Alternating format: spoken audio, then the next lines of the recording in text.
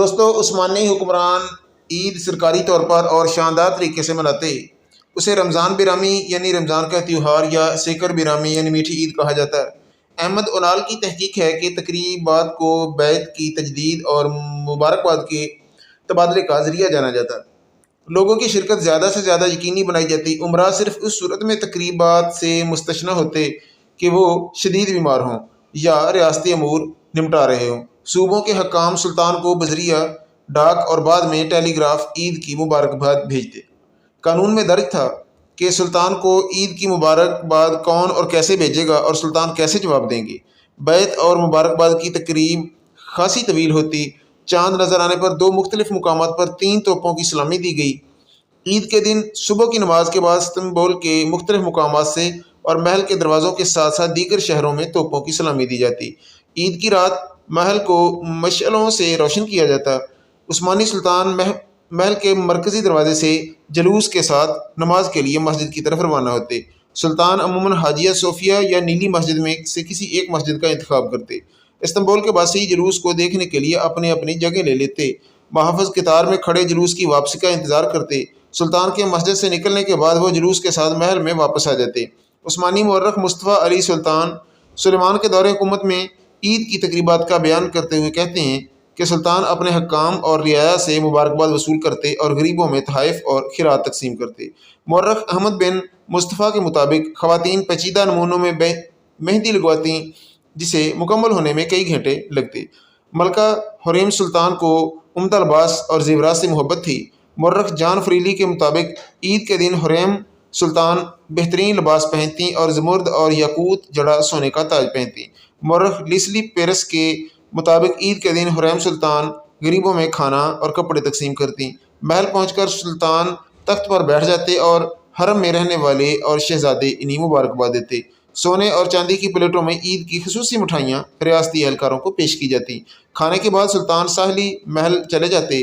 برچھا پھینکنے، کشتی، rifle shooting اور تیر اندازی میں مہارت رکھنے والے سلطان کے سامنے اپنے فن کا مظاہرہ کرتے۔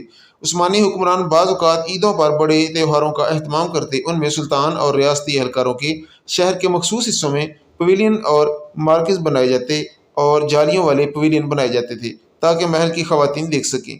جلوس ہوتے، نان بائی تندوروں میں روٹی پکاتے، جادوگر کلا بازی لگاتے، جلد ساز کتابیں تیار کرتے، عوام کے لیے جھولے بھی ہوتے۔ سب کو جلوس کے بعد سلطان سے عیدی ملتی۔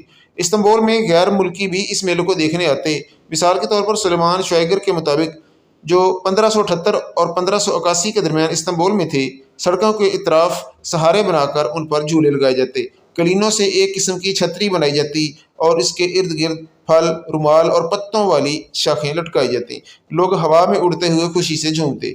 5 جھولوں کے لیے ایک اقچہ یعنی سکہ لیے جاتے۔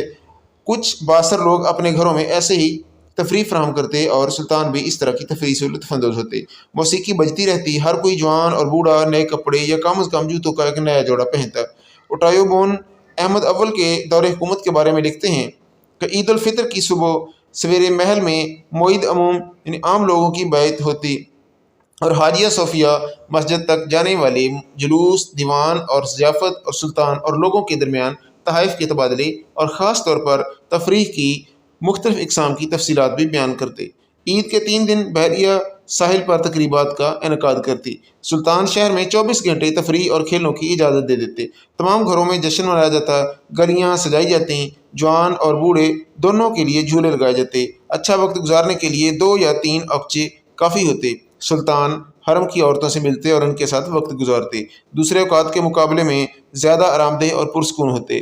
سلطنت عثمانیہ میں سلطان اور ان کے حرم میں بکلاوا کا استعمال ہوتا۔ خواتین کے لیے دار چینی، مردوں کے لیے الائچی اور دونوں کے لیے لونگ کے ذائقے ساتھ تھے۔